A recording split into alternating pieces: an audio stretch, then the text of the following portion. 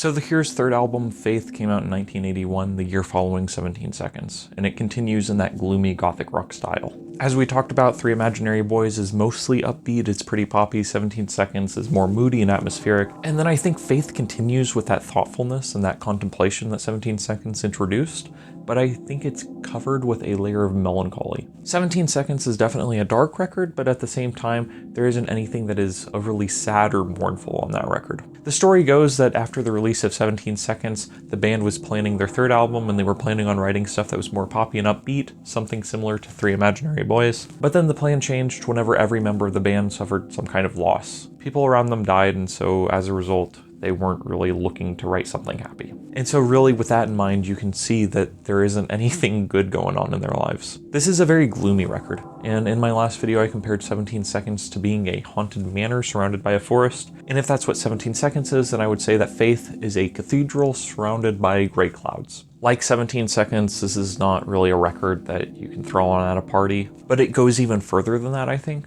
As I said, all of the band members had people around them die, but that's not the only kind of death that's focused on this album, because there's also the death of innocence. I remember reading this interview with Robert Smith where he was talking about this album, and he said that everyone around them was dying, and he and Lowell Tolhurst, the drummer, had grown up religious. And it was when they were making this album that they realized that they just didn't have those religious feelings anymore. They just didn't have that faith. And for them, it doesn't sound like it was this huge awakening or whatever. It doesn't sound like there was any major change in their life where they went from being the most religious people ever to all of a sudden not believing in that, but rather it sounds like a gradual shift where it feels like they just kind of grew away from it almost. And so it feels to me that that's the mindset that all the songs were written with. This album, Faith, seems to me to be a desire to understand faith. And at times it feels like there's a desire to have faith. And so I think that's one thing that makes this album really special right off the bat, because it feels to me like there are so many songs or albums or books or comics or whatever that aim to discuss religion, but usually it's with the mindset that, you know, religion is evil, organized religion is awful, it's the worst thing to ever happen,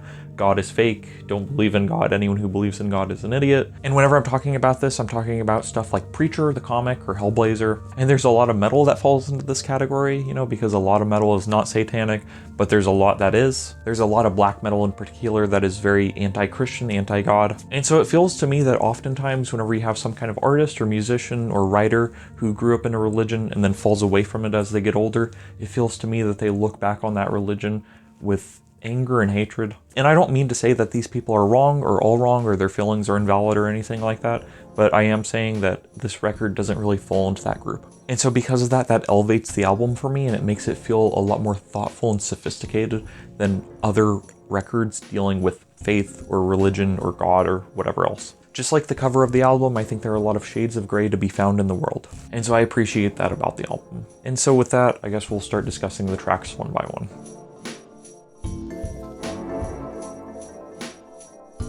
So the album starts off with The Holy Hour, which has this really phenomenal bass line that's just so mesmerizing and gets stuck in your head. I think I read that Robert Smith wrote the lyrics to this while attending a Catholic mass, and so that's what the song is about.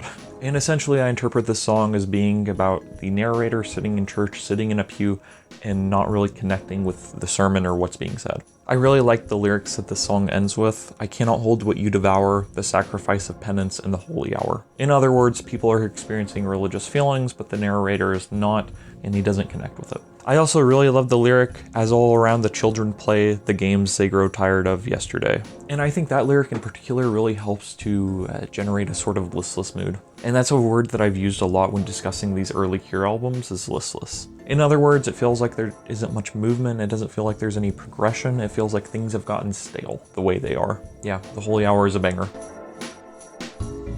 Track 2 is Primary, which is the lead single from the record. It's notable because it has two basses instead of a guitar. There are a few lyrics I really like from this one, like the start of verse 2. The very first time I saw your face, I thought of a song and quickly changed the tune. And I think I like this lyric just because it's about trying to forget someone, trying to forget something. It's about trying to be somewhere else than you actually are. And as I was saying with The Holy Hour, I think it helps to contribute to this feeling of not moving. It helps to contribute to this idea that there is a lack of real progression. It feels like there's this sense of just spinning your wheels and not actually moving forward here. And there's also a reflection on what it means to be a child. The chorus of the song is, "The further we go and the older we grow, the more we know, the less we show." And so I think Robert Smith is someone who has been his entire life obsessed with the idea of getting older. I think he has this fear of getting older. And I think he's talked about it a lot in Cure songs. The song 39 off Bloodflowers is about getting older. And it feels like that's what all the new songs off the Cure's newly announced album are about. At least the ones that have been played live are all about getting older and all about dying, essentially. And so I think it's really cool that almost from the start of the career, you can see that. You can see that there's this conscious awareness of getting older and of gaining more experience and of losing innocence. All in all, if I'm being completely honest, Primary is not one of my favorite tracks. As I said, it was the lead single off this record, but yeah, I don't know, it's just not one of my favorites. It's a lot more upbeat than most of the album, and so because of that, it makes sense to have released it as a single, I think. The Cure really doesn't play too many songs off this album live at this point in their career, but they do play Primary from time to time. Track 3 is Other Voices, which is really about dealing with the struggle of hearing other voices and hearing other people's opinions and having them mute out your own. Robert Smith in 1989 was asked what this song was about, and I really love his response because it actually makes the song more complex rather than simplifying it. In response to the question of what this song is about, he said, "This one's a bit difficult. Blotting out the world through the eating of forbidden fruit? Deafened by lust?" And I think you can see that if you read the lyrics that that's what this song is about, is it's about giving into lust. Or rather, it's about struggling with the temptations of lust while knowing that you probably shouldn't give into them. Pounding in my broken head, commit the sin, commit yourself. And all the other voices said, change your mind, you're always wrong. So in essence, he wants to, quote, commit the sin, but he hears all these other voices in his head. You're wrong, don't do it. But I think that's a really depressive lyric that echoes throughout the song, you're always wrong. And I think more so than anything else they had written up to this point, Faith is a very personal record. Again, this is an album about the loss of innocence. I think they wrote it when they were like 20, 21, something like that, so they were still very young. And again, I think that whenever you're that age, I think that you have a good idea of who you want to be, but at the same time, you haven't lived long enough to have a chance to like fully form it. If you're like 20, 21, then it's only been a couple years since you were a teenager. And I really love this lyric, come around at Christmas, I really have to see you, smile at me slyly, another festive compromise. Because I think that this album is about feeling detached from other people, it's about feeling detached from your community. And if he's telling someone to come around at Christmas, then that implies that he's separated from the person that he wants to talk to or see. So it's this sort of acknowledgement that there are good people in the world, there are people who are friendly, who maybe you care about and want to be with, but at the same time, you're not with them in that moment. And the song reads with the lyric I mentioned earlier, change your mind, you're always wrong. And I think that's the best line that I can point to sum up the song Other Voices. Then next up we have track 4, All Cats Are Grey. This is a song that people love. People absolutely adore this song. And if I'm being completely honest, it didn't really resonate with me till recently. It was one that I kind of passed over. I didn't appreciate it as much as I probably should. But a couple days ago I was reading what other people were saying about it, and they were talking about how this song makes them feel so peaceful and so reflective. People were talking about how they could just listen to this song forever. And so I think at first listen, if you're not careful, then the song can come off as boring just because of the fact that it's probably the slowest song on side A of the record. But then whenever I approached it with that mindset of looking for like peace, I really enjoyed it, I really loved it. And it's one that I think you just have to sit still and listen to fully appreciate. But in spite of this peaceful feeling that the music brings, I think that lyrically it alludes to this feeling of not being able to move forward. The columns are all men begging to crush me, no shapes sail on the dark deep lakes, and no flags wave me home. So essentially the narrator seems to be stuck. And Robert Smith has said that this is a song about a dream of being trapped in caves. And I think the title of the song, All Cats Are Grey, also helps to contribute to that idea that there's a lack of motion. It's just this idea that everything's the same and you're kind of stuck in a place. But yeah, All Cats Are Grey is a song that I kind of passed over for a long time. I didn't fully appreciate it, but I really like it a lot. Track 5 on the album is The Funeral Party, and I think it has a very similar mood to All Cats Are Grey.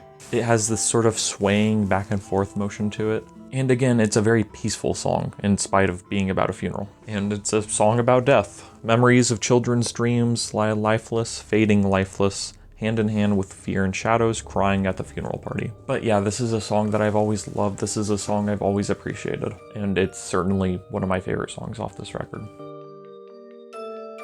Track 6 is Doubt, It's very fast, it's very punky almost, and it kind of interrupts the flow of the album in a sense, just because everything preceding it and everything succeeding it is kind of slow and drifty. But Doubt, as I said, is very punky, it's very fast, it's in your face. Robert Smith sings about knowing I'll murder you again. I really like the transition actually from the funeral party to Doubt, because I think it's very effective because it's so in your face. There's such an obvious change in moods that it works. But at the same time, Doubt is not a song I've ever really loved. I really like the fact that there's a song called Doubt on the record, just because it serves as a great foil to Faith. But really there's this kind of manic, violent energy to the song, and I think it foreshadows pornography in a lot of ways just because of that. So I appreciate the song for that, but yeah, it's probably my least favorite song on the album. It's still a good song, but at the same time, I think that it pales in comparison to just about every other song. Track 7 is The Drowning Man, which for a long time was my favorite track on the record. It's called The Drowning Man, and so there's this really cool thing with the vocals where one line will be in the left ear, and then the other line will be in the right ear, and then the other line will be in the left ear, and then the fourth line will be in the right ear, and so on. But it kind of rotates the vocals like that, and so it has this really cool, almost disorienting feeling. But because of the way that the vocals flip back and forth between the ears, and because of the way that the tail of one will cover up the start of another, I've never had a real good grasp of the lyrics, but I just love the overall feeling of the song. It's called The Drowning Man, and so because of that, there's this weight pulling down on you. Even though the song is like pretty slow, even though it's pretty down tempo, it still feels like it's moving fast enough to where I can't get a good grasp on it just because of the way that the vocals are handled. So yeah, The Drowning Man is probably my second favorite song on the album, and my first favorite would be Faith, the title track. So the song Faith ends the album Faith by the band The Cure. I actually referenced this song on another video on this channel, on my in my Signalis video, my first one. And in that video I talk about the final lyrics of the song, that we have nothing left but faith. Robert Smith sings about this idea of having nothing left but faith. It's a kind of frustrating idea. It's a sad idea. It's like, it's exhausting almost, this idea that all you can do is really believe in the future and have hope for the future, that there isn't anything that you can do for certain that will guarantee that things will be good in the future. But the thing is that I think that's true. I think that's accurate. There is nothing you can do that guarantees success 100% of the time. It's possible to do everything right and still lose. It's possible to live a good, virtuous life and then to die horribly in an accident. You know, these are facts of life. That's just the way life is. And then of course, faith, whenever he's talking about it here, extends not just to life, but also in matters of religion. There's a lyric here: suddenly I see you change, everything at once the same, but the mountain never moves. And of course, this is a reference to the idea that faith can move mountains, and the narrator has this sort of doubt to that idea. In other words, he's been told that faith can move a mountain his entire life, but whatever this mountain is has never moved. And then immediately following it, there is one of the darkest lyrics I've ever read, which is "Rape me like a child christened in blood. Painted like an unknown saint, there's nothing left but hope." But yeah, this lyric is, it's quite something. I'm not fully sure how to interpret it, and so because of that, anytime I listen to this song, I am just struck with this feeling that, I don't know what to make of it, essentially. So Faith, the title track, is probably my favorite song on the record, honestly. I think it's really able to sum up the album in a really nice, neat package. And I think it makes a lot of sense that they decided to call the album Faith because of this song. And so yeah, I think this album is really special for a number of reasons. I think it's kind of a slow burn album. It takes time to get into. There isn't anything that will immediately grab your attention if you're not willing to give your attention to it. What I mean is that if I played you one song off this record and you weren't interested in it, then it wouldn't change your mind probably. But if you're willing to sit down with the album and listen to it all the way through, or if you're able to listen to individual songs and pay attention to them, then I think you can get a lot out of this album. I think there are a lot of really cryptic, interesting lyrics on it, but they have a much more personal feel to me than 17 Seconds. And that's not to say that 17 Seconds isn't a personal album, because I think it is, but I think that Faith comes from a deeper place. Faith being about the loss of faith and the loss of innocence and the loss of religion comes from it just comes from a deeper place. Being unsure of where you stand with regards to religion or with regards to belief, even non-religious beliefs, is a very difficult place to be. And so I commend Robert Smith and The Cure for making this record, which is about that feeling. There are 3 major B-sides for this record. The first one is Charlotte Sometimes. Robert Smith has said that the reason this song was not included on the album was because of the fact that it was written and recorded several months after the rest of the album. And so that makes sense to me. It makes sense that you wouldn't include a song that doesn't exist on an album. But Charlotte Sometimes is one, like Primary, if they're gonna play anything from the Sarah, It's gonna be one of those two songs. Charlotte Sometimes is more upbeat, but at the same time it still manages to maintain the same mood as the rest of the album, I think. It's about a book, Charlotte Sometimes, and so because of that, I don't think it comes from the same raw emotional place as a lot of other songs on this record. But Charlotte Sometimes, I think, is a really great song. Then you have Descent, which Descent is like, what the frick were we doing here? Descent was a B-side to the primary single, but I think it's trash. I think it's trash just because it sounds like bass practice almost. Like, I have a brother who plays bass, and it just sounds like they just recorded the bass for like 4 minutes and then added some guitar on top of it. It's just so completely uninteresting. There are no lyrics. It's just the same riff on loop. And so because of that, I think it's a really disappointing track. In fact, I had the thought that if I bought the primary single with the hope of listening to a new song by The Cure, listening to a new B-side, and I listened to primary and then I flipped the disc over and then put it on Descent,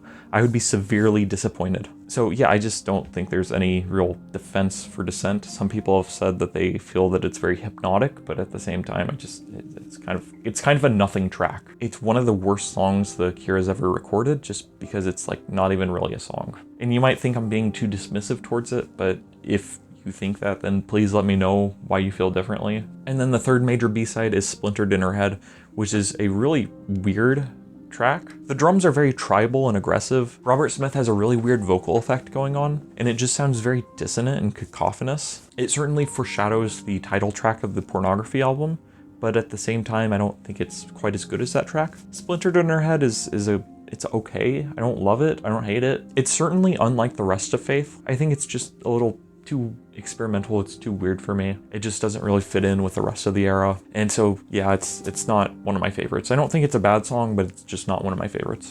And then finally, I think it's worth mentioning the live track Forever. During their shows around this era, The Cure started playing a live track that was mostly improvised called Forever. It goes by a couple different names. One is All I Have to Do Is Kill Her, or All I Want to Do Is Kill Her. Another name for it is All Mine. And I've seen where some people have said that these are all the same track. I've seen where some people have said that Forever and All Mine are different tracks. But the fact of the matter is that they're all kind of like improvised songs. And so because of that, they're all different. So I'll talk more about this in my Pornography video, but yeah, I just wanted to mention this for the Faith video. So to wrap up, I think that Faith is a really excellent album. I think it's a really thoughtful album, and I think it's a really special album. So far as rankings go, I love 17 Seconds. I really, really love it, but I think I'm gonna rank Faith above 17 Seconds. The lyrical content of this album just resonates with me more so than 17 Seconds. And I think I just like the moody atmosphere more so than 17 Seconds, but at the same time, I think they're pretty close to being equal, honestly. These two records, 17 Seconds and Faith, were released under the title Happily Ever After by The Cure. The record company just compiled the two and gave them that name, Happily Ever After, which is very sarcastic and ironic. And so I just think that's really funny, so I like that. But yeah, Faith, I think, is a phenomenal record. I love it. So far as recommendations go, I mean, I would just recommend the classic goth stuff, the stuff that I already recommended at the end of 17 Seconds. I think that you could actually go for some more atmospheric instrumental stuff. And so because of that, I would recommend like A Warm Place off of the Downward Spiral by Nine Inch Nails. I would recommend the Nine Inch Nails instrumental album, Ghosts 5 Together, I think is what it's called. There's a song on that record called With Faith that reminds me a lot of this album. And it's not just the title of that song that makes me think of this album, it's everything about that song. It just reminds me a lot of like The Funeral Party and The Drowning Man. And then I think you could go for like Death Consciousness by Have a Nice Life. I think you would probably enjoy a lot of that record, if not all of it, if you like this album. I do want to point out something though, which is that The Cure at this point in time, they were coming out with a record every year, which I think is awesome. And I kind of wish that was the case now. I wish that we didn't have to wait 16 years for new Cure music. But I'm really happy that the new album's coming out. So, but yeah, this is my video on Faith. Hopefully you enjoyed. Drop any cool music recommendations down below. Let me know what your favorite song is if you want. You don't have to, but I mean, if you want, you can. That's an option. I mean, you could also just write anything down in the comments. Like, it doesn't even have to be related to the video. You could just write like, you know, Black Goat or something. You could just write random quotes. You could make stuff up. You could make up facts about the album. That could be fun. If you make up a fact and write it down in the comments, I will rate your fact and tell you how believable it is. Yeah, thank you for watching. Have a nice night, and goodbye.